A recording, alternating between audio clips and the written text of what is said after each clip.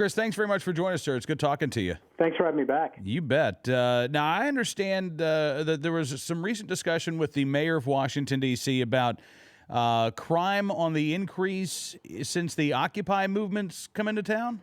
Well, what happened is Mayor Gray did a interview back on December 15th, and he was asked during the interview, actually a question from me through email about the rise in crime in the district since the Occupy D.C. movement had started on October 1st.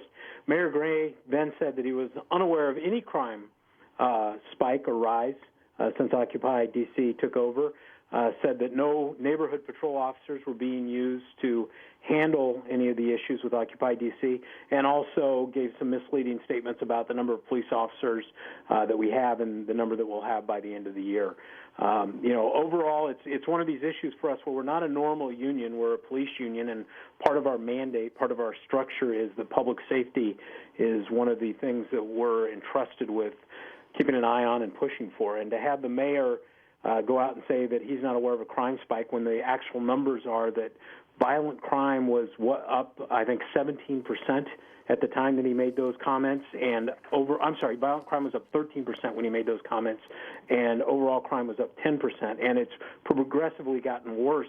In fact, in the last 30 days prior to what Mayor Gray had said, violent crime was actually up 17%, and overall crime was 14%. So to have the mayor of the District of Columbia either not know that there was a huge spike in crime, or to misrepresent what was going on with crime is just not something as police officers and as a police union we can abide.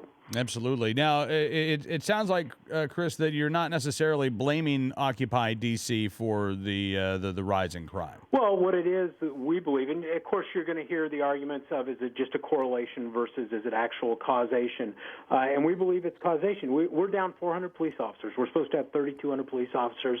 We're below 3,800 right now and falling. And so we're already stretched thin. And one of the things that Mayor Gray denied and the chief had denied was that we were using officers from the neighborhoods to go down and either monitor Occupy D.C. passively or actively when there were protests. And we have documentations that show that we've done both. So we have very few officers out there right now. What few officers we have are further depleted by sending them downtown to babysit, as some people have said, the Occupy D.C. situation. And we know from studies that have been done in D.C. that less police equal more crime. And we're seeing the consequences of that now. We have now, as of today, we're looking at double-digit rises in crime across the board. Violent crime's up 21% since Occupy D.C. started, and overall crime's up 18%.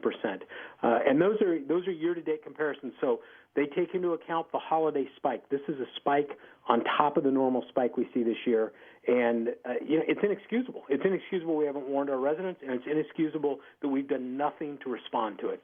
What do you think the response should be, Chris? Well, I think two things need to happen. Number one, we need to get very honest very quickly with our residents and everybody else about the amount of police resources that we have available to us in the district and stop pretending that everything's okay. The second is we need a firm decision from this administration and from the federal government about what the parameters of Occupy D.C. are going to be going forward. Listen, we're the police in the nation's capital. We have more respect for protesters and lawful assemblies and First Amendment rights than any police department in this country. And we're very mindful of that, and we're very careful about that. But we are now at a point where we're talking about the members of these groups attacking police officers, which happened last week, closing down streets, and a whole host of other crimes that are drawing our resources in. The result is the residents of the district are facing double-digit increases in all sorts of categories of crime, including violent crime. And that has to stop. And, Occupy D.C. has said, hey, look, we're the 99%. We're everybody that's out there. If that's true, then they need to take a look at what harm they're causing the residents of the District of Columbia because of the resources, and they need to maybe step back and think about what they're doing. It is not fair, and I've said this repeatedly, and I've said this to them.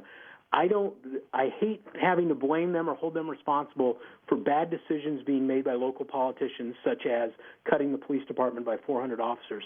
But there comes a point where we're all responsible for the level of crime and the amount of resources that are out there. And if they're draining those resources to the detriment of the residents of the district, then they need to take responsibility for it. Chris Bauman join us. And Chris, thanks again, sir, for coming on the program. If there are any updates or developments, we'd love to have you back on. Absolutely, anytime. I appreciate you having me. All right. Have a great night, sir. Take care.